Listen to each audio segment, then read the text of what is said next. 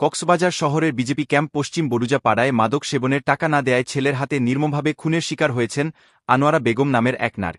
তিনি ওই এলাকার নিয়াজ আহমদের স্ত্রী। মাকে খুন করার পর থানায় আত্মসমর্পণ করেছেন ছেলে হোসাইন মোহাম্মদ আবিদ। শনিবার ভোর রাত ২:৩০টার দিকে এই ঘটনা ঘটে। কক্সবাজার সদর মডেল থানার ভারপ্রাপ্ত কর্মকর্তা ওসি মোহাম্মদ ইলিয়াস খান ঘটনার সত্যতা নিশ্চিত করেছে। পারিবারিক সূত্রে জানা যায়, হোসেন মোহাম্মদ আবিদ মাদক সেবনে আসক্ত। মাদকের টাকার জন্য প্রায় পিতামাতাকে চাপ সৃষ্টি করতে এবং নানাভাবে নির্যাতন করতেন। এরই অংশ হিসেবে শনিবার রাতে মায়ের সাথে তার বাগবিতণ্ডা হয়। এর জের ধরে ভোররাতে মাকে দাদিয়ে কুপিয়ে হত্যা করে। এ সময়ে শুধু মা ও ছেলে ছিলেন বাসা। চিকিৎসার জন্য চট্টগ্রামে মেয়ের বাসায় অবস্থান করছিলেন গৃহকর্তা নিয়াজ আহমেদ।